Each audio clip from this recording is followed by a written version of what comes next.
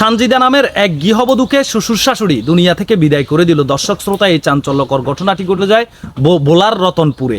স্ক্রিনে যে মেয়েটিকে দেখতে পাচ্ছেন, এই মেয়েটির নাম হচ্ছে সানজিদা। আজ থেকে কয়েক বছর আগে পারিবারিকভাবে এই সানজিদাকে বোলার রতনপুরের একটি এলাকায় এই সানজিদাকে বিয়ে দেওয়া হয়। দর্শক শ্রোতা, বিয়ের পর জানা গেছে এই সানজিদার সাথে দীর্ঘদিন যাবৎ সানজিদার শ্বশুর শাশুড়ি এবং স্বামীর পরিবারের লোকজন যৌতুকের জন্য এই সানজিদা বেগমকে নির্মমভাবে নির্যাতন করে আসছিল। নির্যাতনের এক পর্যায়ে বিভিন্ন সময় সানজিদার পরিবার গিয়ে মীমাংসা করার চেষ্টা করলেও তারা কিন্তু থেমে নেই।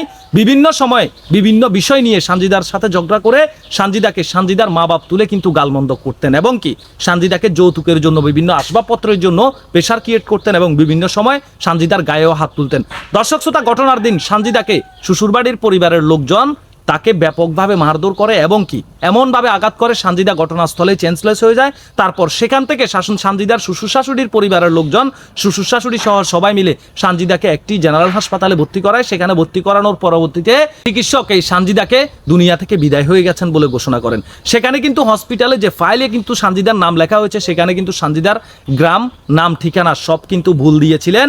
সানজিদাকে যারা হসপিটালে নিয়ে গেছেন সানজিদার শ্বশুর শাশুড়ির পরিবারের লোকজন নামটা পর্যন্ত ভুল দিয়েছেন, জানো তারা আত্মগোপন করতে পারে।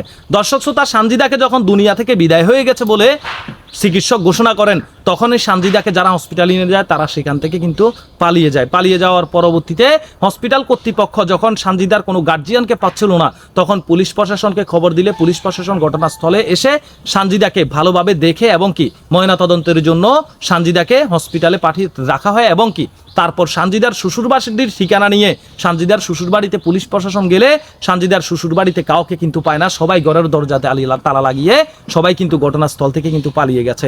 দর্শক শ্রোতা, তারপর পুলিশ প্রশাসন এটা জানিয়েছেন যে সুস্থ তদন্তের মাধ্যমে এই ঘটনার রহস্য উদ্ঘাটন করা হবে এবং সানজিদাকে যারা দুনিয়া থেকে বিদায় করে দিয়ে পালিয়ে গেছে তাদেরকে আইনের সর্বোচ্চ সাজার আওতায় নিয়ে আসা হবে।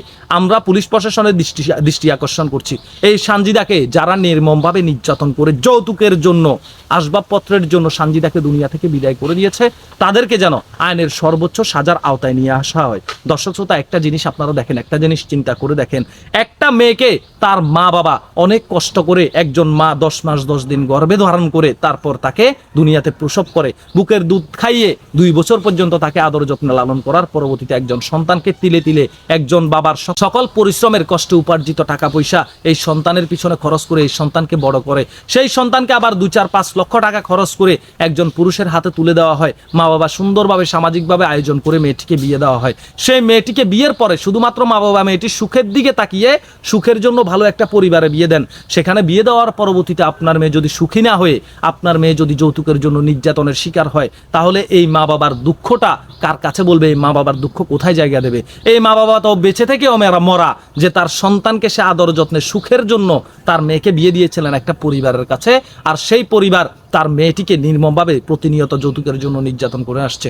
এই সমস্ত যেসব পরিবার মেয়েদেরকে নির্যাতন করে যৌতুকের জন্য, সেই পরিবারের উদ্দেশ্যে আমি বলতে চাই, যখন আপনাদেরকে আইনের আওতায় নিয়ে আসা হবে হয়তোবা তখন আপনাদের চরিত্র ঠিক হবে, এর আগে আপনাদের চরিত্র ঠিক হবে না। আমি পুলিশ প্রশাসনের দৃষ্টি আকর্ষণ করছি, যারা এই সানজিদাকে নির্মমভাবে নির্যাতন করে দুনিয়া থেকে বিদায় করে দিয়েছে তাদেরকে যেন আইনের সর্বোচ্চ সাজার আওতায় নিয়ে আসা হয়। সবাই ভালো থাকবেন, সুস্থ থাকবেন, আল্লাহ হাফেজ।